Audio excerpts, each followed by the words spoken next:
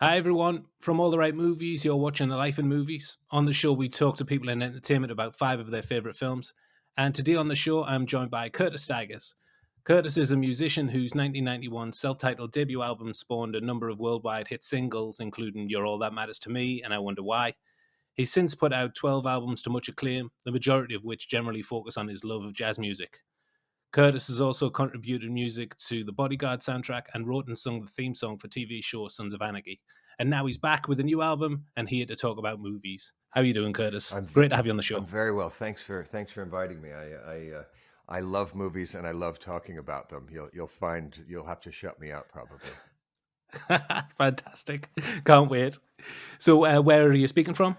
I live in Boise, Idaho, which is in the northwest part of the state, sort of out to just west of the Rocky Mountains. So it's a lovely place. I lived in New York a long time, but I moved back home to Idaho to raise my daughter, and then she ran off back to New York to go to college. So she's betrayed me and gone to live my dream life without me. Full circle. Yeah. So, coming to you live from Boise, Idaho, we're talking about five movies that Curtis has picked out. Are these top five films of all time or ones that just come up to you I, in your I mind? have a hard time picking sort of. I mean, that's hard to do. I've done Yeah, it I've is. done a couple of shows, podcasts about movies, and you're always asked what's the greatest film of all time. So, well, it's the great one that I'm watching right now. But these are Yeah. five of my absolute faves, and they're all over the place as far as style and tone. And I kind of wanted to pick a cross section, but I do love these movies, and all five of these movies I could sit down and watch at any time and watch again and again. Fantastic. Okay, so tell me about the first film that you want to talk about, Curtis. The first film is a film by Bill Forsyth called Local Hero. Yeah, so as you said, written and directed by Bill Forsyth, released in 1983, Local Hero stars Peter Riegert, who plays Mac, an executive from Houston Oil Company who's sent to the Highlands of Scotland by his boss, played by Burt Lancaster, to acquire some land for his company. But the country life makes Mac question his priorities and his outlook on life. Yes, well done. That's about it, That's a isn't good. That's a good it? encapsulation. Uh, yeah, it's such a lovely film. It was one of the Hmm. first, probably the first indie film I ever saw that I knew I was seeing an indie film. I was in high school. It was back in 19, or I was just Hmm. finishing high school, I think, when it came out, 1983, and I fell in love with it immediately. There's just something about the tone of it. It's so relaxed, and yet there's so much going on. There's so much magic in it, and yet it's just kind of day to day life. As you said, Peter Riegert's character Mac, Peter Riegert, whom by the way, I'll drop a few names in this for this particular movie. Peter Riegert Great. used to come in and have dinner on Sunday nights when I played at Wilson's Restaurant, which is the place where I got my record deal way back in the early 90s. And Wow. Peter used to come in now and then. He was friends with the owner, and I got to sit with Peter Riegert and talk to him, having loved this movie and many other movies that Peter Riegert Yeah. was in, but this was one of my favorite movies of all time, and I got to hang out with him and chat and ask him a few questions. And Oh, he cool. was a man of few words, so he never really did tell me much about it. Um, Hmm. anyway, so yeah, Peter Riegert as Mac. Mac is sent by his somewhat domineering, very eccentric boss, Felix Yeah. Felix Happer, and it's Burt Lancaster. Near the end of his career, he made movies for another Yeah. 8 or 9 years, but he was that huge movie star had grown into Hmm. this older. Gentleman, and he's very tough, and he's hard on Mac, but also lovable. It's very quirky, it's very eccentric. Everything about this movie Yeah. is eccentric, and he goes to Scotland, to this little town on the east coast of Scotland, and tries to. He thinks he's trying to convince the townspeople to sell their property Yeah. so that this big oil company can come in and replace the entire town with a refinery. What he doesn't realize is the whole town wants to sell. They want to get the hell out.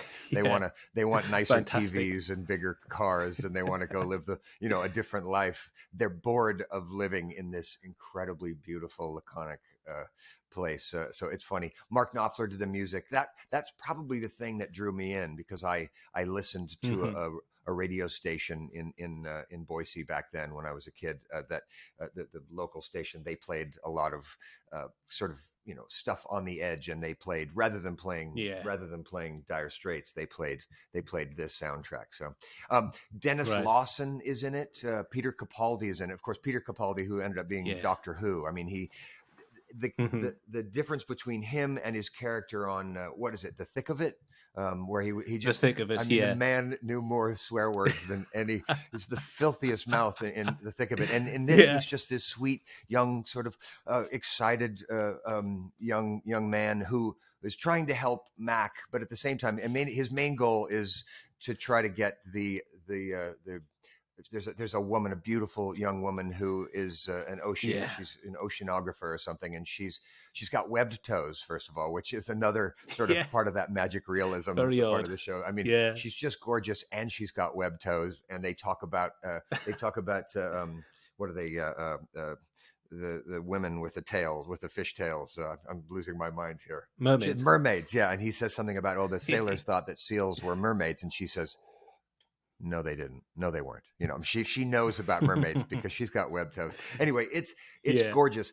Years later, I was playing at Ronnie Scott's jazz club in London, and this couple comes up. A man, in my age range, a bit older, and then a somewhat younger woman, and they say, great show. I'm signing CDs, and I said, it's good Hmm. to see you two again. And they said, well, no, we've been to your shows, but we've never met you. I said, well, you just look so familiar. And eventually she says, well, you might know him from movies. He's an actor. And I looked at him, and I realized that it was Dennis Lawson, that it was Gordon Wow. Urquhart, I think is how you say it, from Local Hero. And of course, she thought I knew him because he's Red Leader from the original Star Wars movie. But no, it Right. was Local Hero. So he was really surprised that I knew Local Hero. And since then, Dennis and I have become great friends. Every time I come to Oh, London, wow. we have dinner, and I ask him more questions about Local Hero. His sadness, the thing that makes him sad is that Bill Forsyth really has stopped making films, and this is an incredible Hmm. film. What the films that Bill Forsyth could make and could have made all these years, I think it's such a shame that he doesn't make movies anymore. I mean, he won the '84 BAFTA for best direction. Yeah. It's a Hmm. it's a lovely film. You gotta see it. Don't expect explosions, but it's very funny, but in a droll, sweet, quirky way. And eventually, I'll tell you, it does. Things work out. Don't worry. Yeah. Yeah. Yeah, it is. And you mentioned that word a lot. Lovely. And it's not something I would normally say about a film, but I've said that word twice when describing it to people who've asked me about the film because I haven't seen it before. This is the first time I'd seen it. Yeah. And I said it's just a lovely It- film. It's just so sweet. It is unexpected, and there is some of that magic, that kind of realism. yeah. But it's just a lovely It film. re- It's a real heartwarming I film. love it. Yeah, and it is. It's heartwarming, and yet there's some darkness to it. I mean, especially Hmm. back at home. Peter Riegert, his character Mac, is always on the phone. He has to go to the one phone box in town across the street from the pub to call back to Houston to talk to his boss, Burt Lancaster. And while Lancaster is yelling at him, saying, have you gotten the deal done? And Mac's like, well, I'm still working on it, sir. But as this is all going on, you see the scene in Houston where there's someone, basically an anti-oil company activist, outside of his window, like trying to paint. Hilarious. He's got a sign that, or I think it's a man. I think it's a man, not a woman. But every time this person Yeah. shows up, Lancaster's, get the snipers. I mean, there's all this sort of hilarious darkness going on in the background, but it's really lovely. The other thing is that Gordon, Dennis Lawson's character, he's not just the innkeeper. He also runs the only Yeah. pub in town. He's the investor, and he's the insurance guy. Every time Yeah. Mac goes in to meet with somebody about this deal he's trying to do, it's Gordon. It's Dennis Lawson sitting there behind the desk. He says, "Oh, Yeah. you do this too, huh?" It's really nice. And then when Dennis isn't being all of those things, when Gordon isn't, usually upstairs with his lovely wife. There's always this. Oh Through the yeah. whole movie, there's this implication that he's always having sex with his wife. It's just great. It's really, really, really great. It's such a beautiful relationship that they have. Unexpected Yes, in a film like this. I thought they would be at each other's throats, but it's so lovely the way they are with they each end other. up being dear friends. It's great. Yeah, fantastic. So, what about a favorite scene, Curtis? Do you have one? The scene for me is the saddest. It's the heartbreaking scene at the very, very end.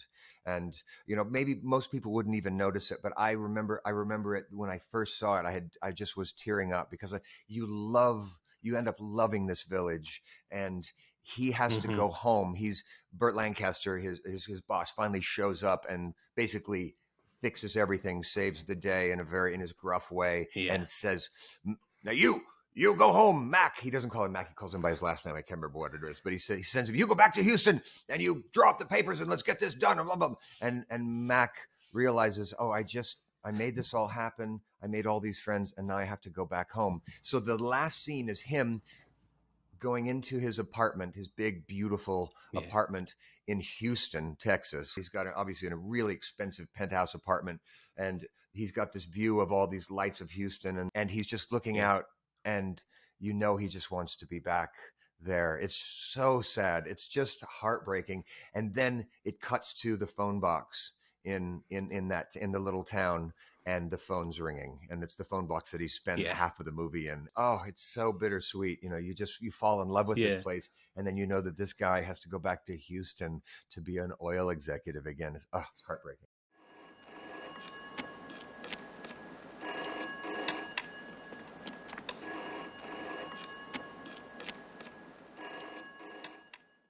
What about film two, Curtis? Which one are you going for? Well, film two takes a left turn. This is a movie from 1976 called The Last Waltz. Directed by Martin Scorsese and released in 1978, The Last Waltz is a concert film depicting the farewell concert of rock group The Band at the Winterland Ballroom in San Francisco.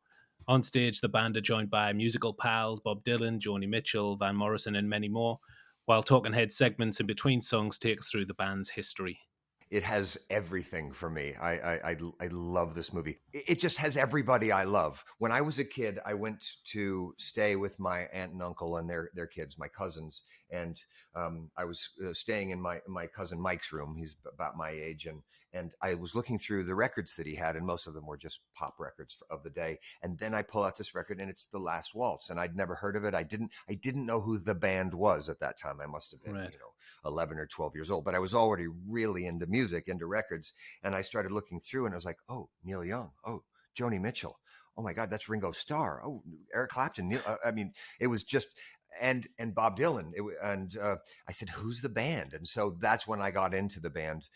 Eventually, I got to see the movie. I actually at one time owned 3 different copies. I owned an old videotape of The Last Waltz. I owned then a newer sort of reissue videotape with extras, and then I had the DVD as well. I mean, I Yeah. used to play. I would put this when I would go in to record records and demos at recording studios. I would bring this videotape along, pop it into the video player out in the lounge. So in between takes, when we would go out to have a bite to eat or just go get a cup of coffee, some part of this movie would be playing, and we'd Hmm. invariably just end up sitting longer than we should watching. Um, it's brilliant. I mean, it takes place over. I mean, it's one concert, but then they added stuff later, and there's interviews from backstage and from their studio. Martin Scorsese sort of created this thing that it's a bit made up. It's really a movie because they didn't just do it all right there. You sort of think Yeah. it was there. It opens, the first scene is Rick Danko, the group's bass player and one of its 3 singers, the band. He's playing. He says, "So what's the game?" He says, "Cutthroat." And he's got this great Canadian accent, and then he hits it, and he big break, and it's great. It's just, and Yeah. that starts it out, and you're not just seeing a music movie. There's a lot more to it. Mm. There's a lot of interviews, particularly with Robbie Robertson, the main songwriter. The band was Robbie Robertson, who was the main songwriter and guitarist, and Rick Danko played bass and sang. Richard Manuel played keyboards and drums and sometimes other things too. And he was a wonderful singer. Garth Hudson played keyboards. He was the oldest and kind of the wizard of the group. And then the drummer, Levon Helm, who is the guy who sang the most famous band song, which is The Weight, Take the load off Fanny. He had that great, he was the one from America. He was from Arkansas. I know so much about the band. I became obsessed with the band actually after my sort of in between my pop career and my jazz career. I had quite a few years sitting at home, sort of fighting with record companies contractually. I spent a lot of time sitting on my porch, angry, and the only thing that got me through was listening to the band and watching this movie over and over and over again, and reading books about the band. Levon Helm, the drummer and one of the three singers, wrote a great book called "This Wheel's on Fire," and it talked a lot about this movie. And there was a lot of anger. This was the end of the band. They had been Bob Dylan's backing band. They toured with Bob Dylan when he went electric, and everyone was booing him, and because he'd gone from being acoustic the to Judas electric. stuff, the Judas stuff, yeah. And I don't believe you. They were the band behind him. Fantastic. And it's just such a great movie. I couldn't recommend it more highly, as obviously I could talk about it for days and days and days. There's just so many great things. One of the things that's cool about it is some of the bands they didn't get a really good performance out of, and they wanted because basically they brought a lot of people that they'd worked with, known over the years, in to play for this last concert, this goodbye concert. And most of the band did not want to break up, but Robbie Robertson, kind of the lead songwriter, he did, because there was a lot of drugs, and he was kind of tired of people getting in car wrecks and getting tours canceled and things. And but he was kind of the villain of this, even though you can't really tell in the movie. If once you get the inside scoop, everyone was pretty pissed off at him for breaking up the band. But anyway, at the end of it, throughout it, there are scenes of them not on the stage at the Winterland, not live, in a big sound stage. Like Emmylou Harris does a song, Evangeline, with the band, and then the Staples singers, Mavis Staples, is singing with the band. She sings something. I think they do another version of The Weight. They do The Weight, but they do it in a soundstage, and it almost feels like, it's so odd. It almost feels like they've all died and gone to heaven. They're like playing. That's very dreamlike. When I see it, it's very dreamlike. It's like, oh, this is after the band died. They all went to heaven, and then he's kept making music. Anyway, again, I could go on and on. It's really great. The theme song that Robbie Robertson wrote for it is very haunting as well. Da da da. Da, da, da, da, da, da, da, da, da, da. And it's a waltz. It's really lovely. And I'll shut up now. It's fantastic. For me, there isn't a greater sight in musical history than Van Morrison in a sparkly purple suit, kicking. It's amazing. Yeah, I mean, you jumped ahead here, because that's my favorite scene. Wow. Okay. Yeah, I mean, sorry. that's no, it's okay. I mean, how can you not? He is so crazy looking in his blue jumpsuit, and then he opens his mouth and he sings Caravan like he's on fire. I mean, it is the most amazing performance I've ever seen or heard from Van, certainly, and just about anybody. It's so incredible. At the end, he's doing these big kicks, and Van can't get his foot above his waist. I mean, he's not an athlete. He's an amazing singer and songwriter, but he's up there and he's just turn it up. It's amazing. It's one of the best soul singing performances I've ever seen.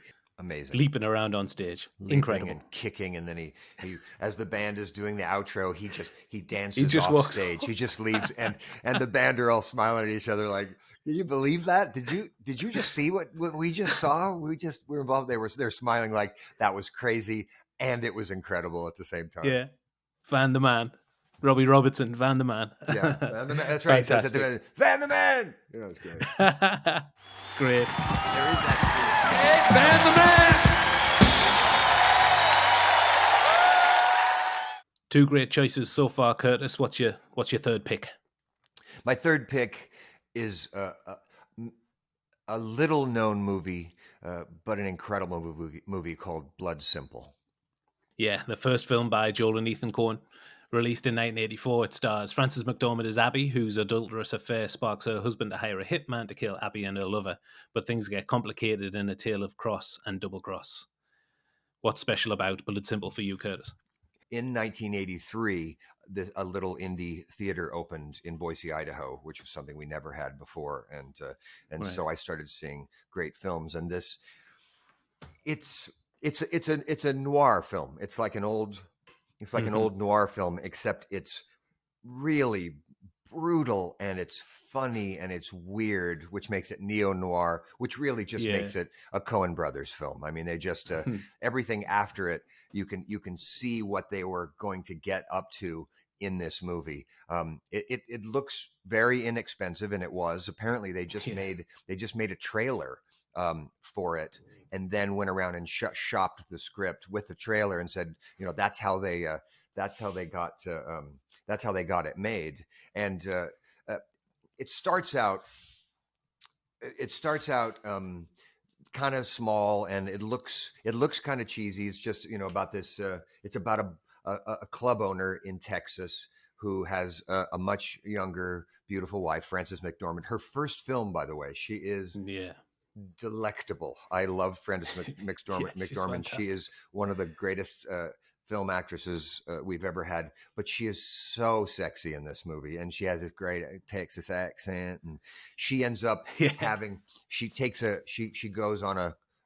She's being taken somewhere by Ray, who works for her husband Marty, who's played by Dan Hedaya, by the way. He talks like this. He doesn't fit the Texas Yeah. thing at all. He's got that He's in Chicago. He's everything. got a Chicago accent, and um, but he sends one of his employees, Ray, to drive her somewhere, and they end up. They're driving in the car, and you can just tell there's a tension between them. Although it's Hmm. very there's not a lot of emotion that goes on, and you never really see. You can tell what people are thinking, but they don't overact at all. And um, she says, "What you want to do, Ray?"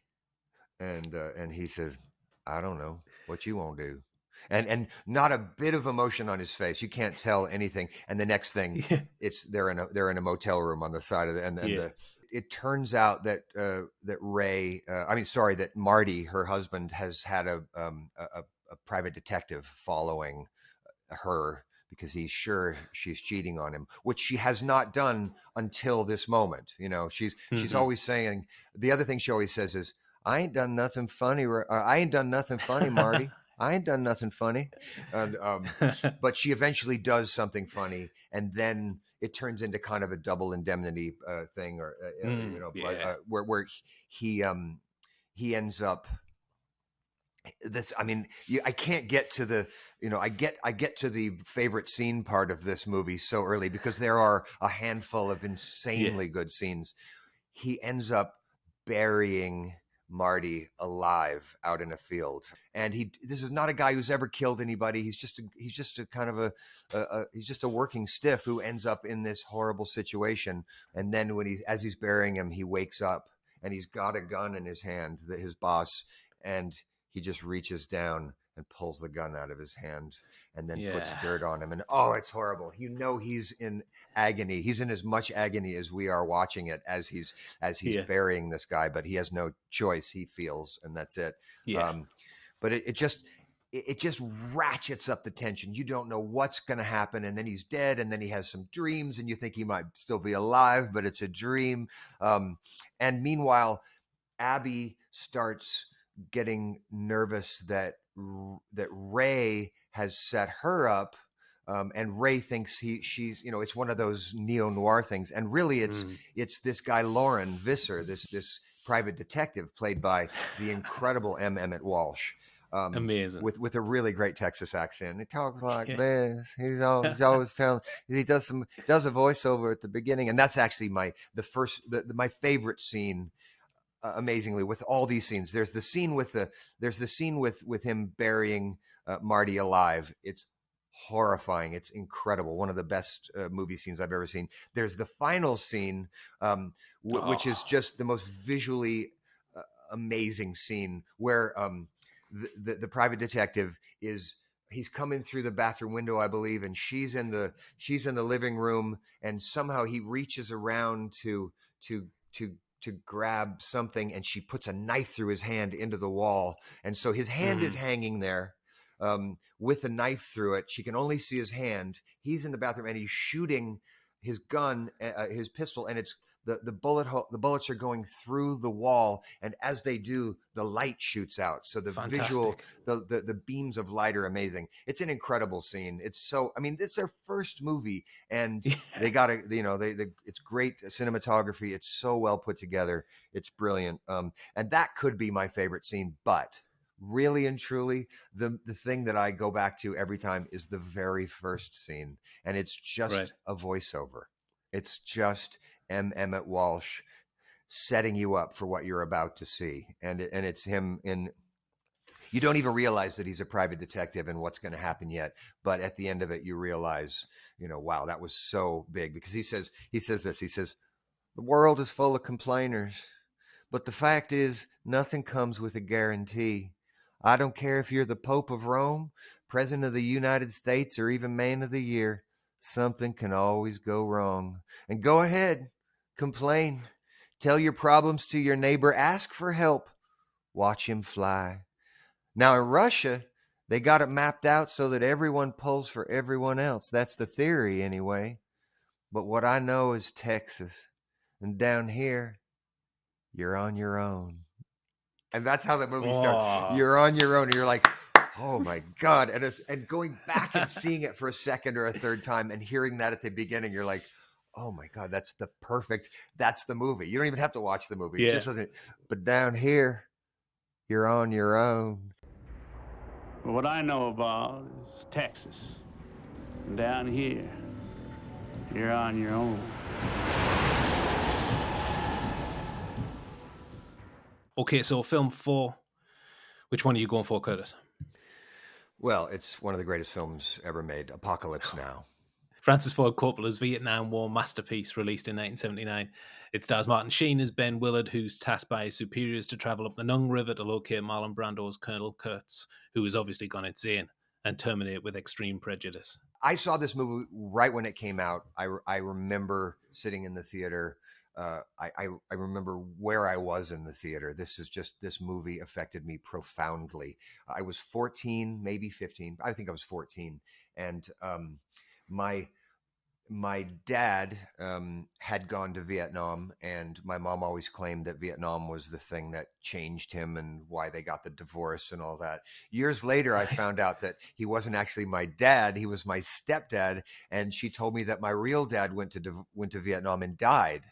Now, this is all personal stuff that I'm just throwing out here. Someday we'll have that conversation. We'll have to have quite a few glasses of wine to get through that story. Turned out my real dad didn't die in Vietnam. He's alive, and I met him about a decade ago. So let's kick it. Wow. So now let's start talking drama.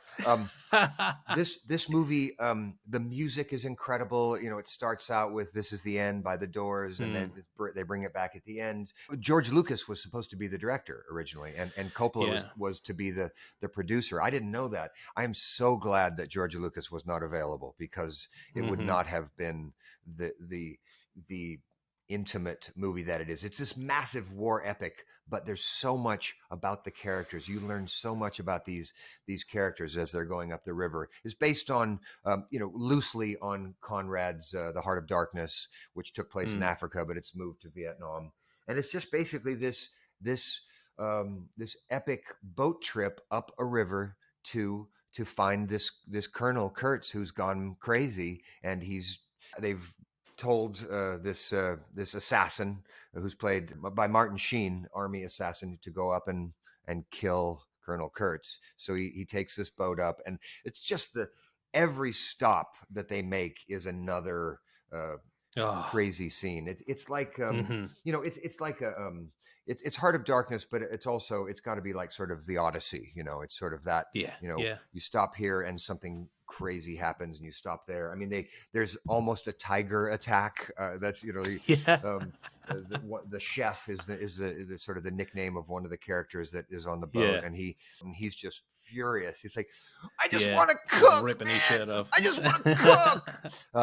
I mean, Harrison Ford is in this movie. I didn't realize that until the third time I saw it. Harrison Ford has Yeah. a small role at the very beginning, but I mean, Dennis Hopper in one of his most amazing, Oh, unhinged roles as a photojournalist. Lawrence Fishburne. It was his first movie. He was 14 years old. He told him he was a lot older, but he was yeah. 14. They take him to the Philippines to shoot this movie at 14. By the time it came 14. out, he was 18 because of all the trouble that Yeah. that poor Coppola had finishing the movie. But I love this movie. The opening scene of Martin Sheen basically getting drunker and drunker and seemingly losing his mind while the end, the By the Doors is playing. This is the end, and the he's lying on the bed and the ceiling fan is spinning and you hear the sound of choppers of helicopters.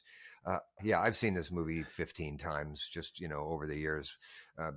But probably the opening scene only 10 because, I've come in drunk at the end of a night and just turned the TV on. I remember actually an amazing time. I was in Denmark touring for my first album back in 1992. It was a summer in Aarhus, Denmark, and the band and I were all sitting around. Oh, and the crew as well. And this movie came on and we started watching it. And there may have been, some drinking and it's Denmark. So it was kind of easy to get some other things too. So I may have smoked something. And I sat there and watched it and everyone else just started getting up and leaving. And I got to near the end and I looked around and everyone had gone and I was the only one still sitting there and I didn't know where they'd gone to work. You didn't realize. Have dinner and we didn't have iPhones back then, so I couldn't find them. So I just sort of wandered around Aarhus, dazed and confused from whatever I may or may not have smoked, and the movie, the effect that it had on me yet again. But I think this is, and if anyone asks me what's your favorite movie, I say this one. This is my favorite movie. I have other favorite movies, depends on my mood, but you really can't beat this. It's insane, and all the people, all the big stars that are in it that turn in such amazing performances. Incredible. So, favorite scene from this one? Oh, by the way, going back to The Last Waltz, Bill Graham, the promoter who promoted The Last Waltz, Bill Graham plays, he has a very small little cameo role. One of the stops they make on the river, going up the river, they end up strangely at this huge USO show where these Playboy Playmates are plopped down from a helicopter onto the stage to dance to the Creedence Clearwater Revival for all the soldiers, and Bill Graham is the promoter of that as well, or he's the agent that brings them in. It's very funny, and Graham was friends with all of those guys, Scorsese, but also Coppola, because Bill Graham was from San Francisco, and so was Francis Ford Coppola. My favorite scene, oh God, it's so hard. I mean, there are so many really great tough scenes. choice. The opening scene, but I mean, I have to give it to probably the most quoted scene from this movie, which is probably maybe the end of the first reel or the beginning of the second reel, and it's a long movie. Robert Duvall. Robert Duvall's character. He plays this colonel. He's an Air Force colonel, Airborne Rangers colonel.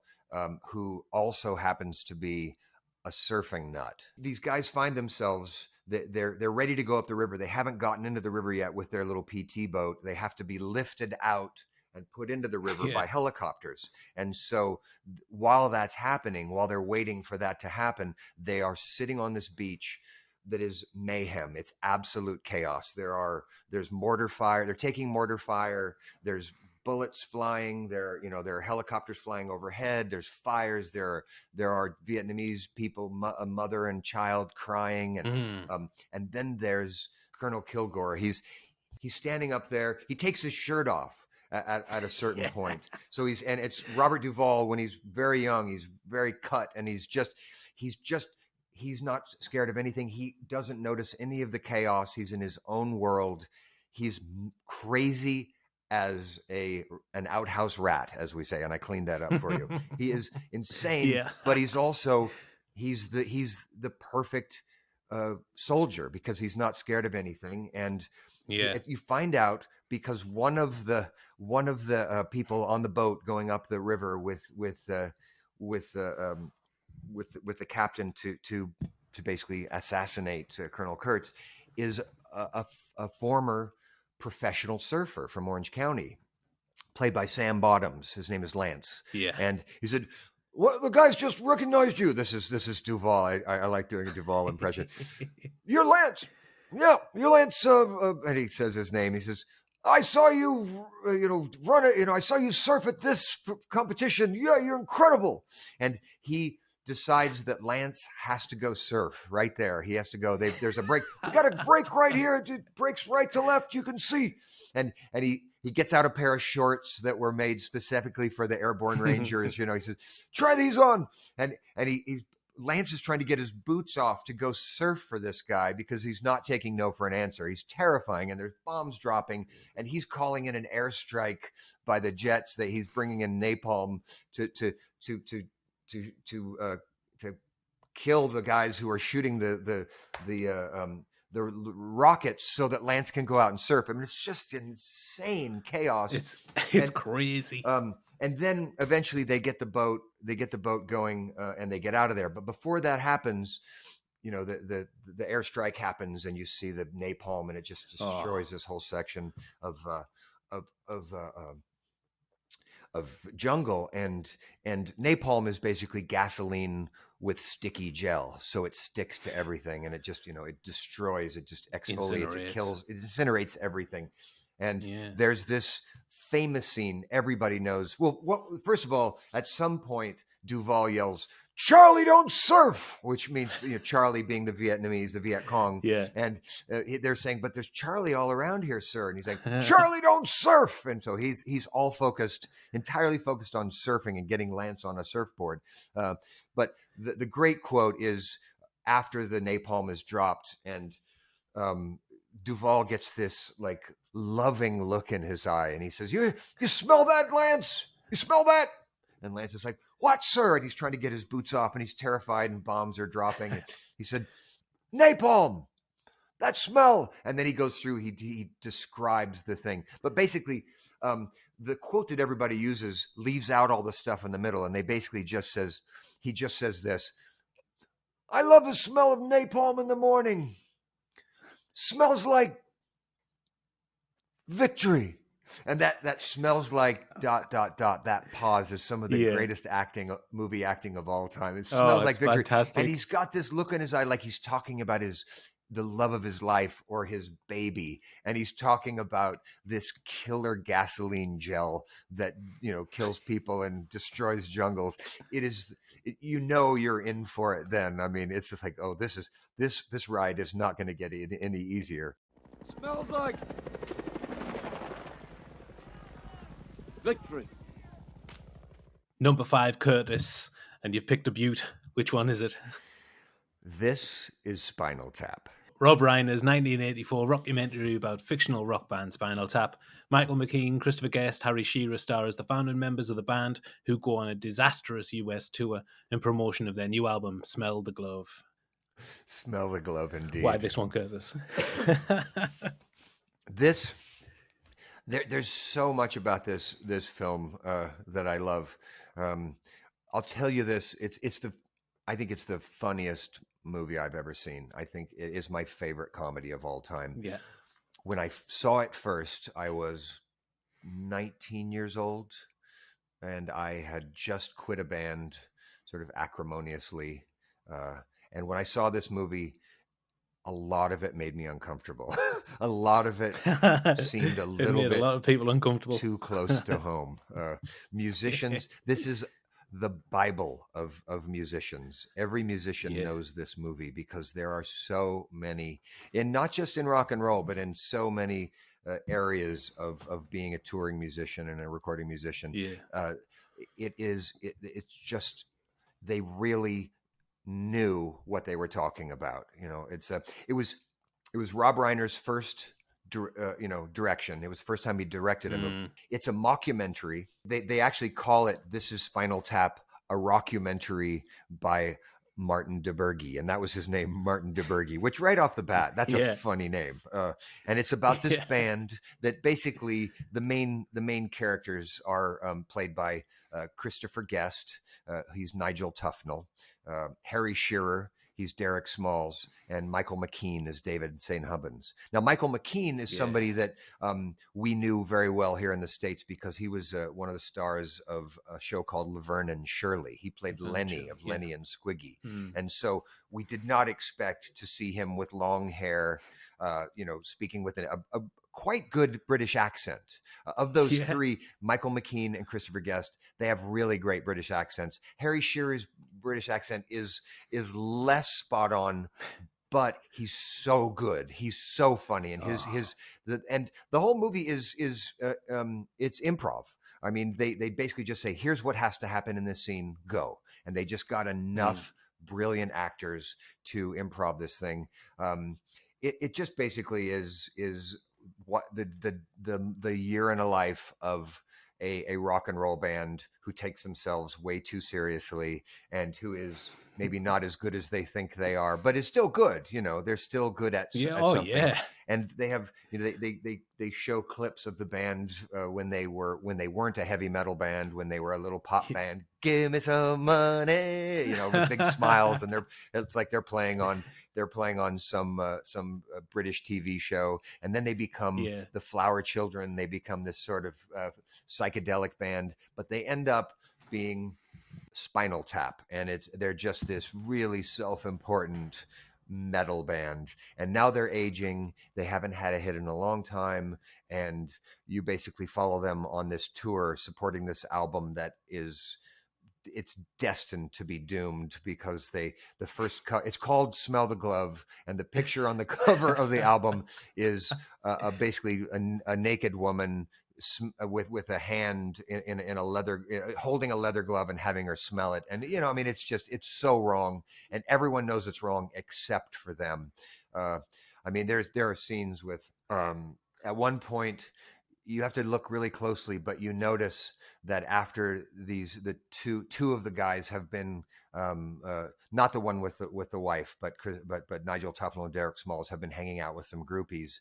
The next week you see they've both got big cold sores, and it's just like, oh man, it's so, I tell you, this stuff is all true. This is all real stuff. I have seen this. I know these people. It's so fantastic. I even had a guitar player once who totally dressed the part. He looked like he could have been in Spinal Tap, and he totally got the joke. He loved Spinal Tap. He totally got the but he still was one of them. It was just like there's such a musicians are a strange breed, and we know what's silly about us and what's ridiculous and satirical about us, but we still are this. It's to say that it's improvised is incredible. I think Reiner shot about 100 hours of film to get a cohesive narrative out of that. It's a miracle. It is amazing. Such And a great it's just a testament to how great these actors all are. It's those three. It's Michael McKean, Christopher Guest, and Harry Shearer. But Rob Reiner is in the film as well. He plays the documentary director, Marty DeBurgi, and he's smart, but he's also a little dopey too. He asks some really dumb questions. And Tony Hendra, great British actor, plays the tour manager, walking around with. He always carries a cricket bat, and at one point the director asked him, "So why do you carry the cricket bat? Are you really into cricket?" He said, "Oh no, I'm not into sports at all. No, or into sport at all." He said, "So it's more of a it's kind of and Rob Reiner says, affectation." He says, "Yeah, affectation." And then it cuts to various scenes of him smashing things up with the cricket bat. He says it really comes in handy when you're on the road and you think, oh, it's like, protecting the band from people. It's basically breaking up hotel rooms. It's just being a rock and roller. But so many great. Fran Drescher, who we know here in the States as having played this character called the Nanny.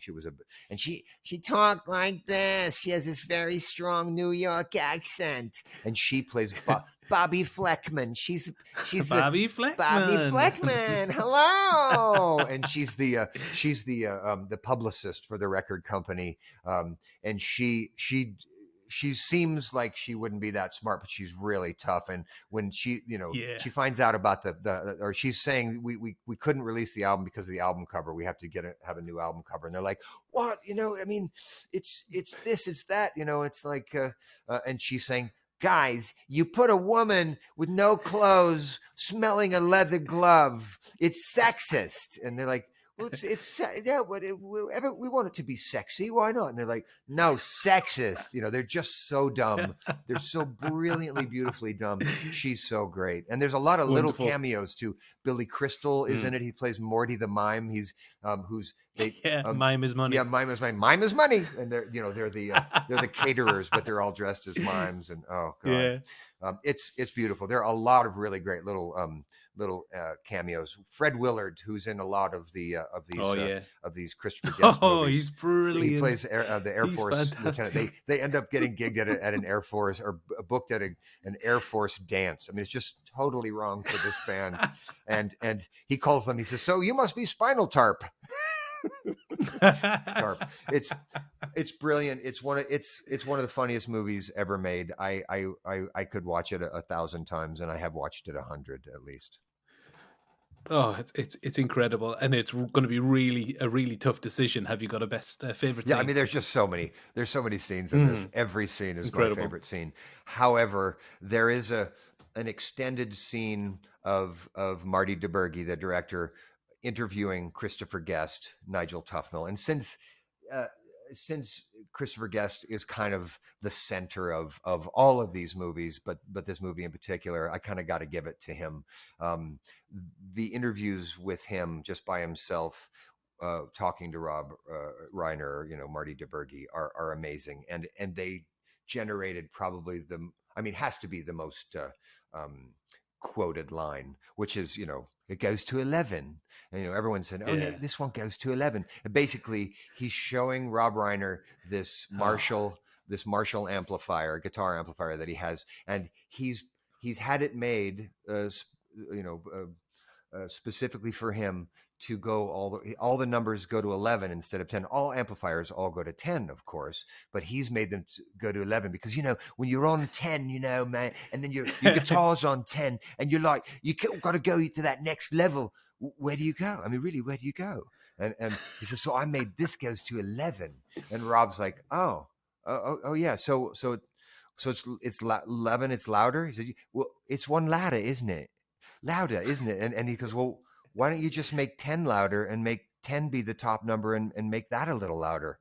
And he pauses and he has this sort of blank look on his face like, oh.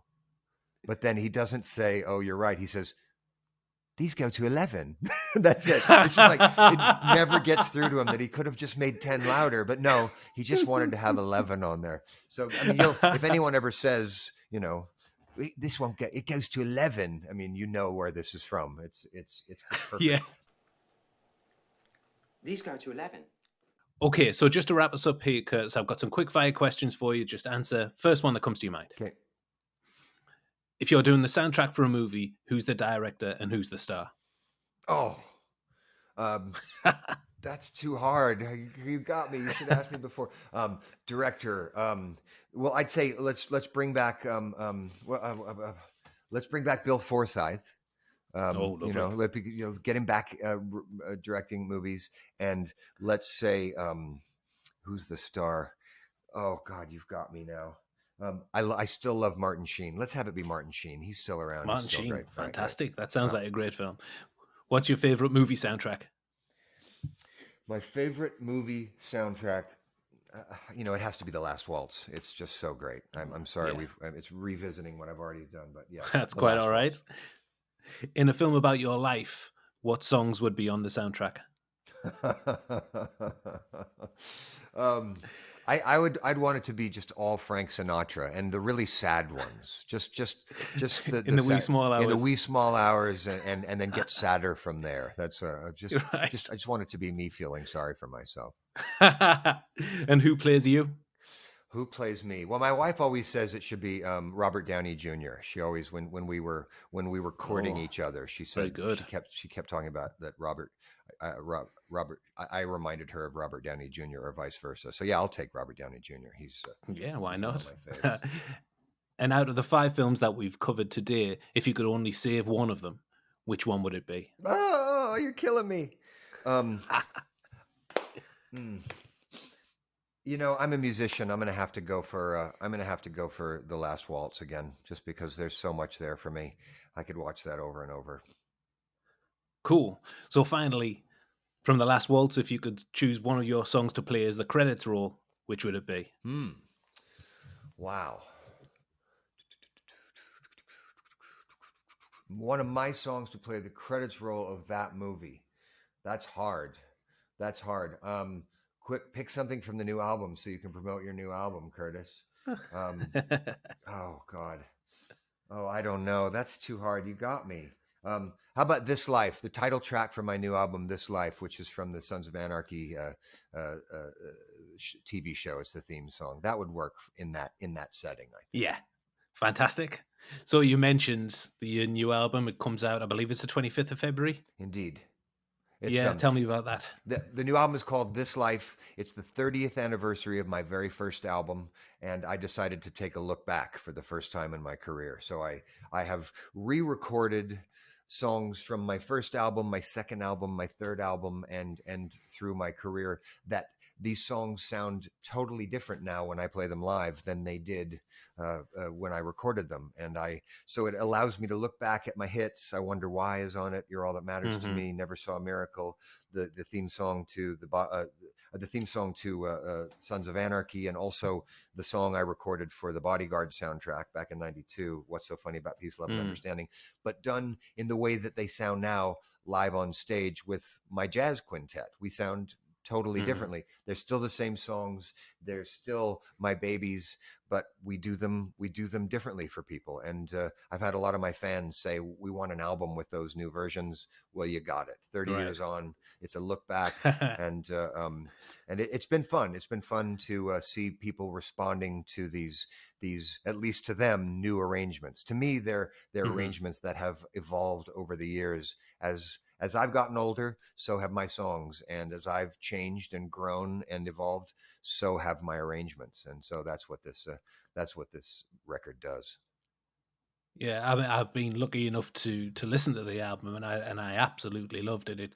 It's got such an intimate tone and feel to it, and it's just pure class. I really, really loved it. Thank you very much. Yeah, I'm really excited about it. It's fun to talk about it, because it takes me back 30 years to when I was younger and cuter. The good old days. When I didn't have gray hair. And you're touring the album as well. I believe you're over in the UK at the end of February. I do a whole tour of the UK starting the middle of March, going into April, and you can find all those dates at curtissteigers.com. Fantastic. Okay, great. Well, Curtis, thank you so much for joining me. Thank you so much. It's been great talking to you about movies, and also you've got a second career as an actor, if those are impressions or anything to go by. I certainly can do. I can do other people acting. I'm not that good at doing. I can't create my own characters, but if you ask me to do an M. Emmett Walsh impression, I'm happy to do it. You're on your own. Yeah, well, people are crying out for that. So yeah, great. I think great. Right. Thanks, Curtis. Thanks. It's a pleasure.